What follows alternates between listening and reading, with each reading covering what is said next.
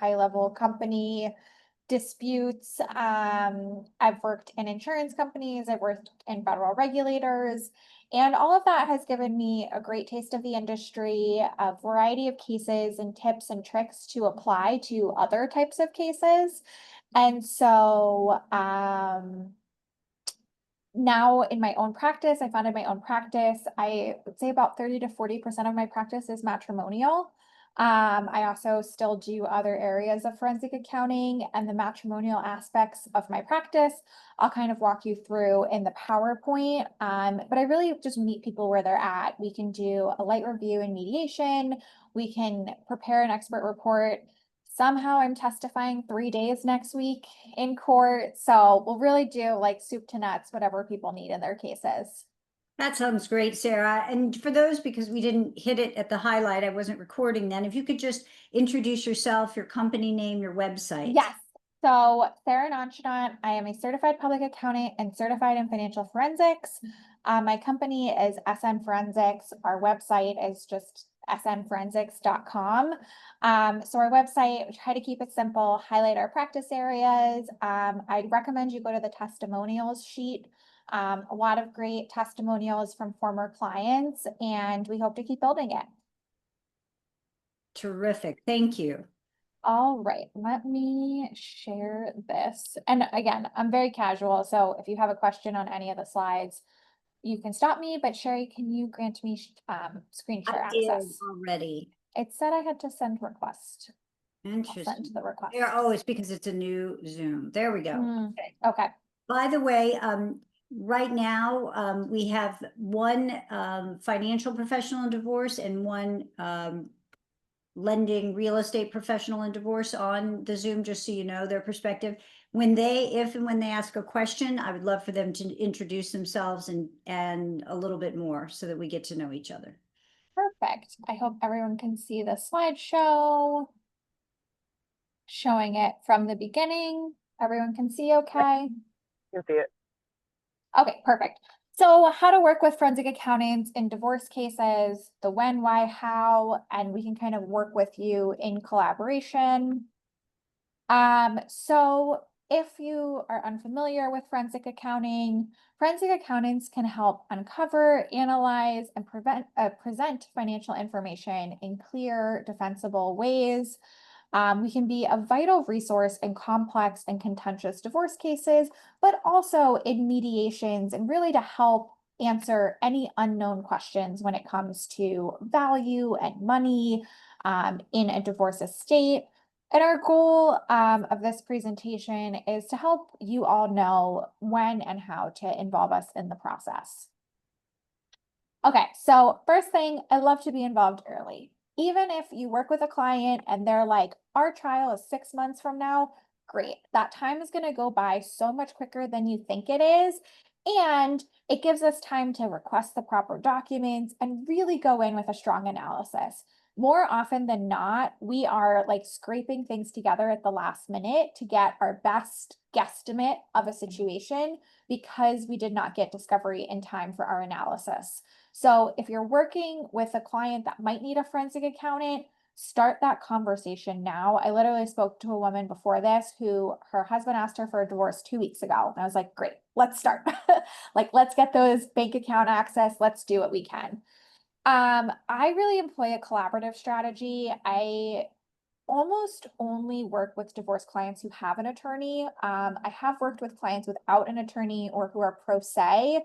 I'm happy to discuss those cases, but I find that the work that I do, it needs subpoenas, it needs attorneys to submit us as experts in the discovery process. So I really prefer working those cases from a forensics accounting side if an attorney is involved.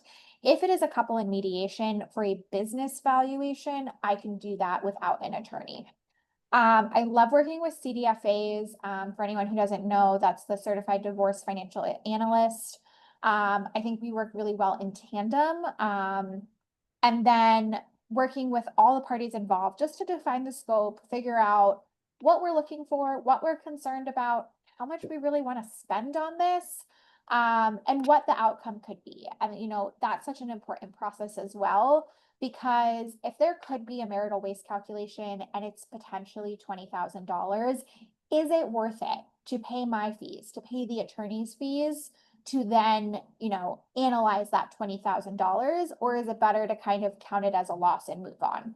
So that's why, like, fully understanding the picture and working with the professionals. And may I ask, Sarah, just Yep. to interject for a moment, collaborative in the legal world has a very specific connotation. So I wonder, and there are financial professionals involved in the collaborative process proper. Maybe sometimes you would be in that process too, but I wonder if when you define collaborative here, you're really referring not to the process in the legal world, but to cooperate. Correct. Okay, Yeah, cooperative, we great. like to collaborate together. Though I will say, for business valuations, I often prefer to be engaged as a neutral if both sides can agree to that. I think it saves both sides a lot of money and a lot of headache. And so I can be involved in the collaborative process in that way, or just with clients and their mediator. I love that. Um, That's really impactful, particularly in this group. We have a lot of collaborative attorneys. So I think if you share this to the group or any part of this, making it really clear that you work in that collaborative world will be very impactful. Perfect. Thank you. We are clear communicators. We love it to work with these referral partners, get a good sense of our case background, our concerns, our timelines. Document coordination is one of the most important parts of our jobs. We cannot do it if we don't get the correct documents. So I have a case right now. It's not a matrimonial, it's a trust and estate. And the subpoena request for statements was not filed in time. And so we are trying to put a report together. It is due in 2 weeks. We do not have statements.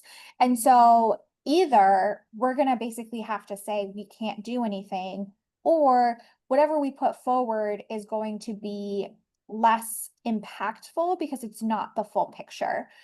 So really need to coordinate with everyone, making sure we have that documentation. And then we can write expert reports and give testimony. As I mentioned, I am having the privilege of a few cases next week where I testify. I would say in the matrimonial field, it is like fewer and far between that cases are going to court, at least in the New York, New Jersey area where I'm located. But if they have to go, I will go with you.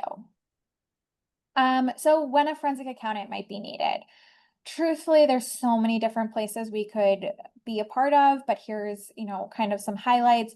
Complex or hidden assets, multiple businesses, trusts, offshore accounts. We're like shifting funds between all of these different entities.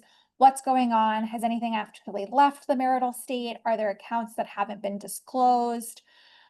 Disputes over income. This is actually what I do more often than not, is when one party has self-employment or a business, they say that they don't have any income available for support because they don't make any money from their business. They don't make any money from their business because they're running all their personal expenses through it. So we have to go through and kind of parse out those differences of what's a deductible business expense, what isn't, and come up with what would be considered income available for support. And then we also use that for determining a business valuation as well. For asset tracing, we can identify separate versus marital property. So at least in some states, you can make that distinction. Each state has its different, what's called exhaustion method, which is how you spend that money as it's going in and out of the account. So for example, I was just working a case in California, and California says you have to exhaust all community property before you exhaust separate property.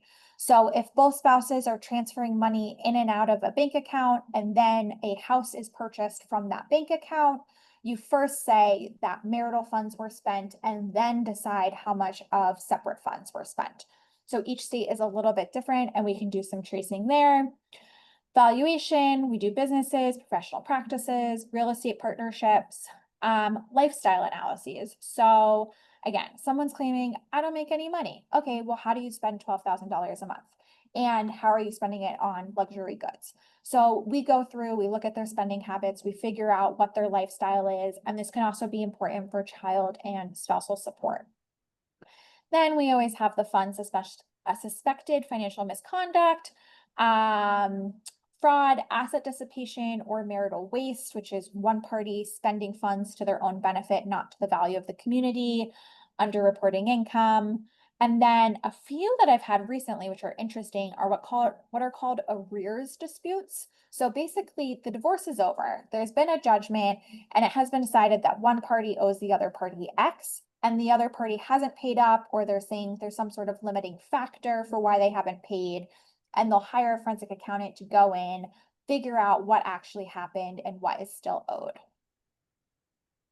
I just said a lot of words. Does anyone have any questions on this one? So one of the things that comes up for me, and I'm going to let you talk, Reba, sorry, is the question of, obviously it's important when we can get cooperation to begin this work early. But that's often the challenge, because if someone's saying they don't have income, they're also doing everything they can to keep that information from you. So does that usually, in your own professional experience, require the beginning of litigation and the discovery process? Yeah, so that's what's tricky. And I just had a call with a woman today. I mentioned she was like 2 weeks after from being told her husband wanted a divorce. And he's already changing the passwords on the credit cards and things like that. Because she wanted to know, how do I prepare? And I said to her, I was like, look, I'd love to tell you can go to mediation without an attorney. I think that option is off the table because we are going to have to do something. You still might be able to mediate it, but you need an attorney and you need to know what institutions they have accounts at so we can subpoena. So we can still be a part of that process of like helping people think through what they've seen in the mail, what they've seen on their statements. Maybe we take a look at their bank statements and say, okay, I saw transfers to Fidelity, I saw transfers to Vanguard. Let's put that on our institution list. So if these documents are not provided in discovery, we know exactly who to subpoena. And so sometimes getting us involved early helps establish the game plan. And then we sit back and wait 6 months until we get all the documentation. Thank you. Reba, did you have a question? Well, part of your answer to Sherry's answered a bit for me. I happen to be, you already mentioned California. I'm a CDRE in Washington, which we're one of only 9 states, a community property state.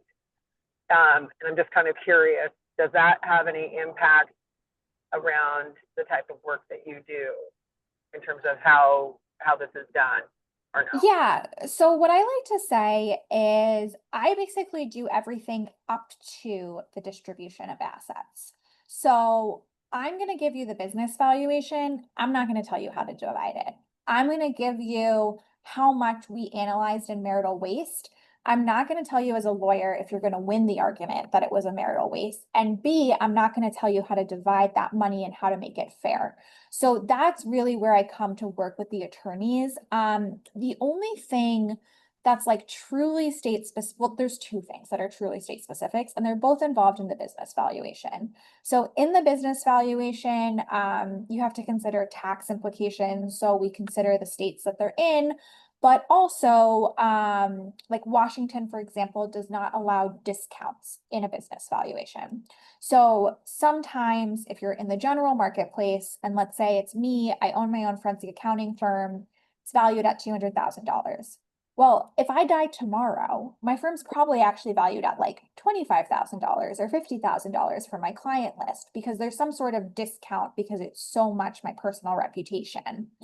Washington state does not allow that. So if my business is valued at 200,000, that's what goes into the community property conversations. And because it's community property, it would be a 50-50 split. That is fascinating. Okay. Yeah. And then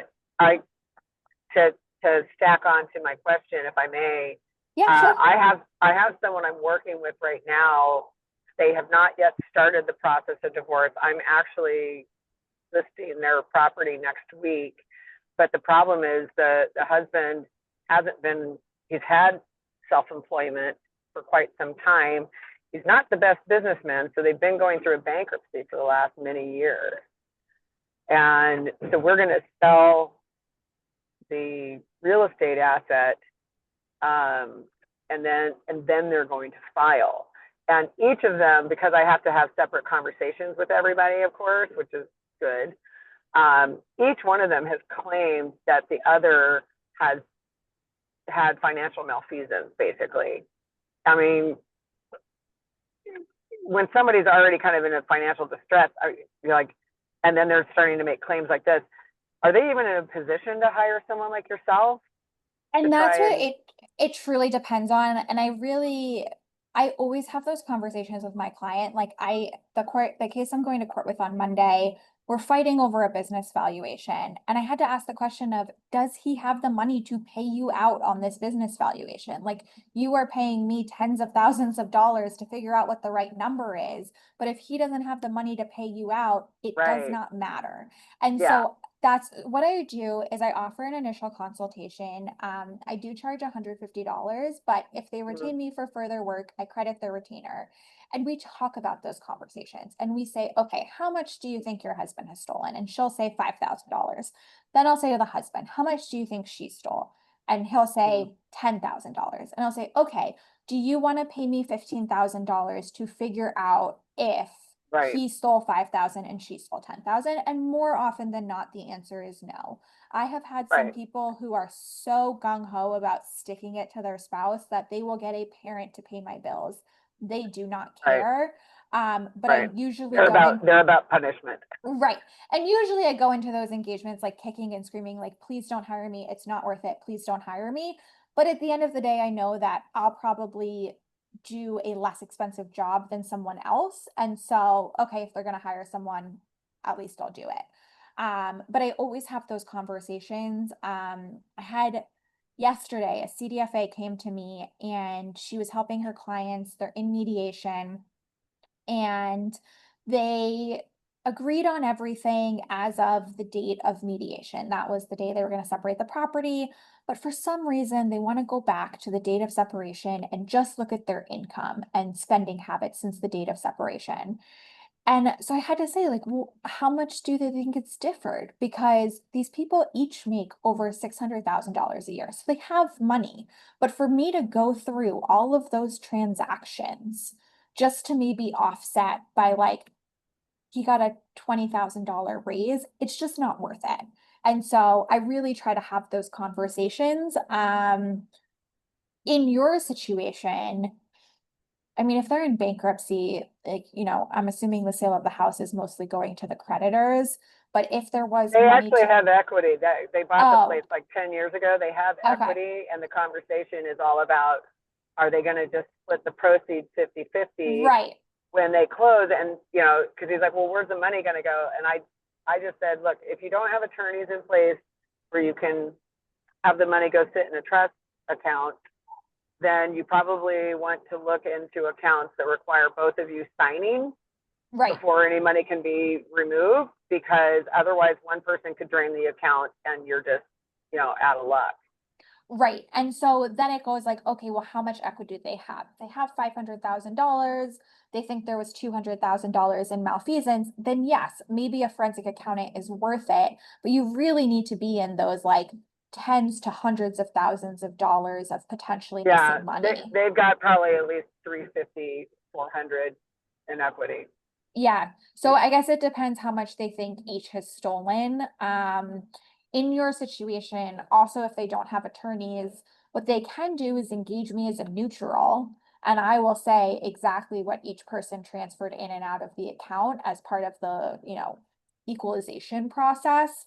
But usually if they're going to like a he did this, she did that, they have attorneys involved. Great. Thank you so much. That's very Yeah. helpful. Of course. And by the way, Sarah, John hasn't said a word, but before he did the financial piece that he does now, he was a family law attorney. So I'm sure a lot of this is resonating with him. Great. So you're in recovery, is that what I'm hearing? Yeah, that's how I was going to introduce myself. Yeah. Exactly, Sarah. I was going to say I'm a family law attorney in recovery who's now a CDFA, and I appreciate your comments on CDFAs because I agree with them wholeheartedly in terms of how well we work together. So Perfect. Well, I'm going to go into some slides. So if I say anything wrong, please let me know. And congratulations on the lifestyle switch. Thank you. Sherry, I know you're in recovery as well. So Absolutely. We're all supportive of that position together. yes. All right. On that note, key differences between a forensic accountant and a CDFA. And John, definitely pop in here because this mostly came from ChatGPT and then I edited it. So let me know if we got anything wrong. So forensic accounting, we really specialize in investigating and verifying the financial data. CDFAs work in planning and strategizing post-divorce finances.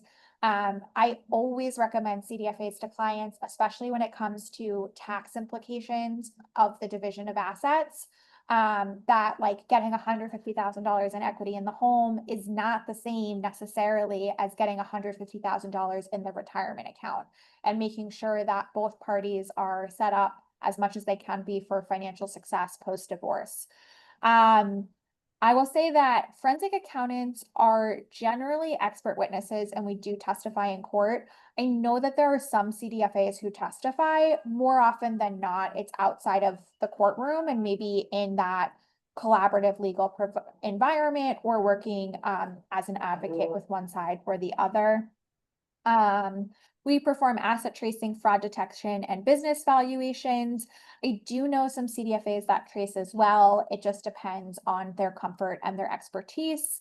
And as I mentioned, the CDFA really focuses on that division of assets, tax implication, and kind of that like lifestyle and budget moving forward. And forensic accountant is usually a dirty word in divorce. It means it is controversial, it is complex, it is contentious, whereas a CDFA can still be involved in more collaborative and amicable cases. How did I do, John? Thought it was great. Yeah, I think you got most of Perfect. it right. All of it right, I should say. Anything you would add that I'm missing here of kind of how we work together? I think for us in particular, we can be involved in complex cases, but typically what occurs is as the case approaches litigation, we will hand off most of the work we've done on the complex issues in the case to a forensic accountant who will then be the testifying expert. Right. So there's some nuance there. And then typically we stay involved to assist the client with kind of the challenges that the challenges and the emotional challenges and the structural challenges of handling their money and their future picture, which is not, in my experience, the role the forensic accountant typically plays. Nope, So we dip right after it's over. We're like, we're done, we pass it off. Though I will say a former client called me today. I think, what you mentioned about the emotional aspect, especially during the divorce process, I think it's very vulnerable to share your financials with someone. And so even though I am not in any way a licensed mental health professional or coach, sometimes it's really hard for people to find people to trust. And so I had a client who feels like she kind of got screwed by her attorney, she kind of got screwed by her CDFA, and she felt in her circle I was the person to trust. So she called me today to talk about the sale of her home. Like, I don't know about real estate, I don't know, but she like needed that person to like bounce a couple ideas off of, and that's who I was. So usually we are removed when the case ends, but I like to build those client relationships. Though I do say that I always hope I never have the same client twice. That is my goal. I have had the same person commit healthcare fraud twice, and that was less than fun. Okay, so just like I said, how we complement each other, the CDFAs, the financial options and future plannings, we make sure that the numbers that are submitted to the CDFA for the business valuation, for the income available for support are accurate. And then together we can provide the complete financial picture and help clients make informed decisions and reduce litigation risks. Case examples. So I know we talked about this kind of at the beginning, but just some more specific examples of these types of areas. So asset identification and tracing, looking at marital property and separate property, identifying undisclosed bank accounts, investment portfolios, security deposit boxes. My favorite is when they have like $7 in life insurance premiums that they're charging every month, and then they say they don't have a life insurance policy. So really just like fully reviewing recurring transactions, high dollar value transactions. I do not trace cryptocurrency on the blockchain, but I can trace cryptocurrency from a fiat account into crypto and then work with experts to figure out where the crypto went. Business valuation, so determining that fair market value of the closely held business. Have a lot of like doctors who own a certain percentage of a medical practice or a dental practice. And when we do the business valuation, we have to adjust for owners' compensations, deferred stock programs, related party transactions, and then also understanding separate versus active participation when it comes to equitable distribution and whether so this is usually more of a legal argument, but we would have an interview with the business owner, and if they've actively participated in the business, it is eligible for equitable distribution. If it is a passive investment made with separate property, it might not be eligible for distribution. So we have those conversations as well. For income determination, we analyze self-employment earnings, investigate cash-based businesses. I will tell you at some point, I am not a miracle worker. If someone is getting cash in and paying cash out and it's never hitting a bank account, it's never hitting an invoice, there's only so much that we can do. We also look at K1s, pass-through incomes, deferred compensation.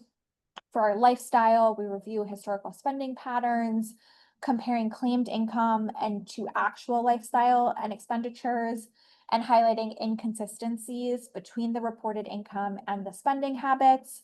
I work with a business valuation expert and he just gave me the best advice. So I have this trial on Monday. The guy claims he makes $0 and his business is worth $0. And he said to just ask why. If you make $0 and if your business is worth $0, why do you keep doing what you're doing? Why not get a second job? Why not supplement? Why not go some other path? Because clearly it's not making $0. You just want us to believe it is. And then the dissipation, marital waste, quantifying wasteful spending, affairs, gambling, luxury purchases, and then establishing timelines to show if marital funds were deleted before separation or if they were dissipated after the date of separation. And Sarah, one of the things that occurs to me as you shared this, two things really. One is you mentioned at the beginning how really what you're doing is creating a circle of trust. And I think that's so impactful for our clients here. They turn to you in other categories because they have that relationship with you. And I think I agree that financials can be so personal, intimate, hold shame, trauma, all the things for people. So I really honor that you've leaned into that space. And I wanted to say this is not without cost.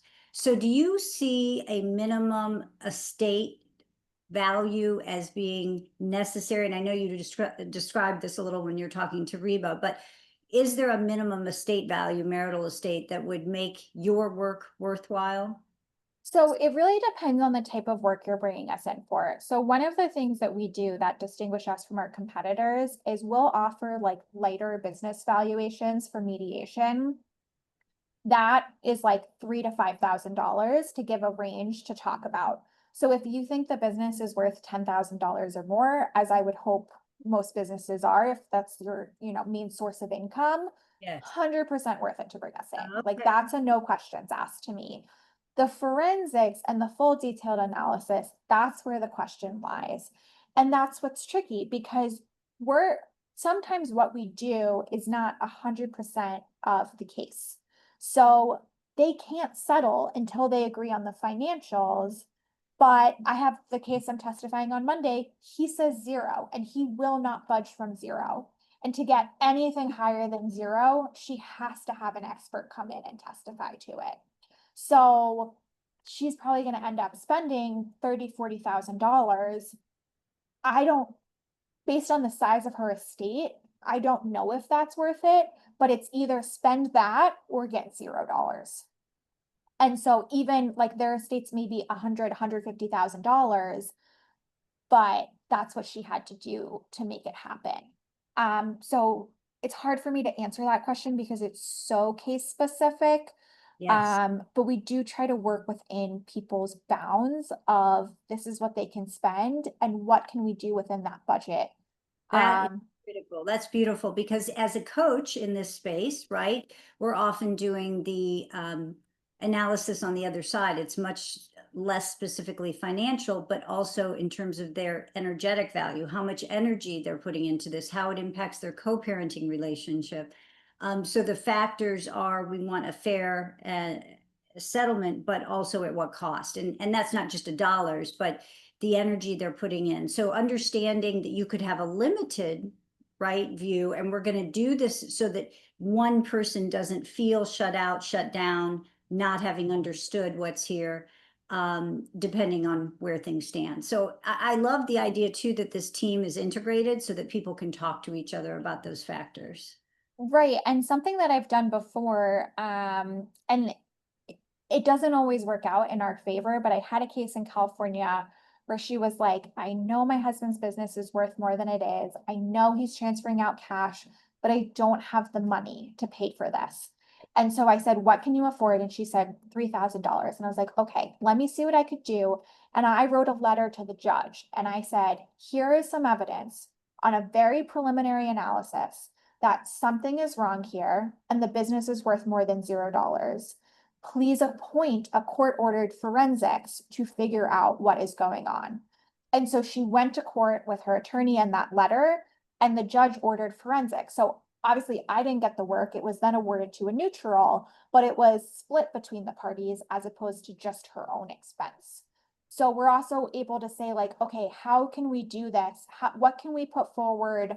How can we push this to get you the best outcome, whether it's me doing that or someone else? Wonderful. And the fact that you're thinking about all those factors is really impactful to the families behind the system. Sarah, could I add a question on top of that? Of course, yeah. As you're talking about how it's paid for, so one of the things, at least in so I didn't say who I was earlier. Reba Hess. I'm with Team Reba, Remax Metro East Side, Seattle-based certified divorce real estate expert. But when I was going through my CDRE training, I had learned that many attorneys often, if there's going to be a property sale, they'll attach their fees as a lien on the property. Right. Is that also something that your firm can do if that is an asset that's there, or no? Yeah, we definitely can. So it kind of So it's not your depends. preference. Yeah, it's not my preference. It also depends on the situation. We are a smaller shop, so it kind of depends on like how far out we think the real estate sale is going to go. But truthfully, like again, the client I mentioned today who called me about the sale of her house, like I built out a payment plan for her. Like she paid me in little installments over 5 months. Like I really, to the best of my ability, while I can still pay myself and my staff, I try to meet people where they are.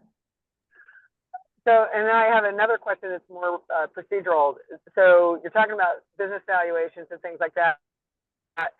What if the person who's got the business is just really terrible at their bookkeeping? Like, yeah. how do you approach that? Or an additional question to that, what if someone has actually purposely, compromised their system? Yep. So I will say, I have yet to see a small business that is not committing some sort of tax fraud. I've seen hundreds of small businesses. Everyone is doing it in some way. What we try to figure out is the party's comfort. So if we're and some of that is also from embezzlement, I'm guessing too, at times. That can be part of it as a different situation, but it's more of like, I'm going to pay my mortgage and claim it as a deductible business expense and those types of things that, maybe at one time both parties agreed to. So it's complicated in a couple ways.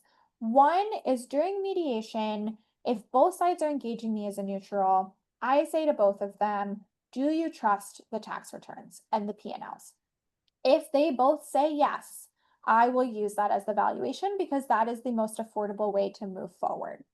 If one party says no, what we do is we actually recreate from the bank statements. I say, I don't trust anything you're doing. I'm going to take your bank statements. I might use your accounting to kind of double check on some of your checks, but I'm going to recreate your profit and loss here on a cash basis from a true like source of proof of a bank statement. So I don't have to rely on you. I probably don't trust them. So I'm just going to recreate it myself.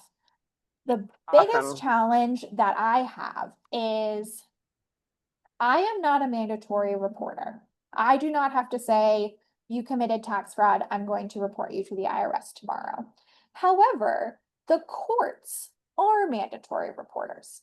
So like the case I have on Monday, the business was filed on a Schedule C tax return, which meant it was attached to their personal income tax returns, which means my client signed these fraudulent returns in addition to her husband sending the information for being fraudulent. So I have to be really careful when I go into court that that's not my main allegation. Like we say, oh yeah, we weren't able to get all the business records, so we chose to recreate it from the bank accounts. Kind of like keep it simple, because I also don't want to get my own client in trouble for having signed tax returns, which were dishonest. Right. Well, because many times that spouse, if they're not involved in the business, doesn't know that Right. that's what's going on. Yeah. Got it. So it's a fine line, but more often than not, I just recreate from the bank accounts. I use an AI conversion platform that takes bank statements and convert it to Excel for me. So it's cost efficient. We can do it super quickly. I would say like we could do a whole P&L recreation for like $5,000 or so, and then choose if we want to move forward with that for the business valuation, if we want to dig into it more, kind of how we want to proceed. This is really fantastic. Thank you so much, Sarah. I'm Yeah, really of learning a course. lot. Awesome. Thank you. Thanks for being interested. All right. So my takeaways, involve a forensic accountant early when complexity or any suspicion is present. Worst thing that happens is we kind of just hang around. You don't have to pay us if we're not doing work, and you might figure it out. We might settle, but at least you have us there if you need us. I really think if you need a forensic accountant, you definitely need a CDFA. If you need a CDFA, you do not definitely need a forensic accountant. So know which one to use and when to use it. And that collaboration and cooperation leads to efficiency, accuracy, and stronger results. And here's my contact information. A question for you. So you mentioned briefly the issue of crypto. So Yeah. I've heard from a couple of forensic accountants that it's extraordinarily difficult to trace crypto because the crypto exchanges don't really have statements, which is shocking to me. What have you seen in your cases? You mentioned you bring in additional experts. How has that played out? I'm curious. Yeah, so I work with experts who can trace through the blockchain. Truthfully, I don't know what they do or how they do it. They just need the wallet ID, and then they can, from that wallet ID, see transactions with other wallet IDs and kind of follow it, just like I would trace a bank account, but they have the ability to do it in crypto. I had a couple cases with it that I ended up referring out completely. So I, just like you, I'm interested to see how this all turns out. I've also seen like horror stories of like someone losing the wallet ID or like their Coinbase password, and then they lose like $200,000 and there's nothing you can do about it. So I actually used to work at FINRA, which regulates the securities market, and they are trying to regulate crypto. And so I'm also interested just in the total landscape to see what happens with it, and if it becomes just like another security product. Okay. This was the end for me. Sherry, I don't know if you want to stop the recording, keep the recording for questions. Yep, thank you. I was just going to conclude it by saying thank you so much. This was incredibly valuable, insightful, and I really appreciate the participation too. And I'm going to end the recording now so we can talk about any client challenges or other things that we would not share on this recording. Perfect.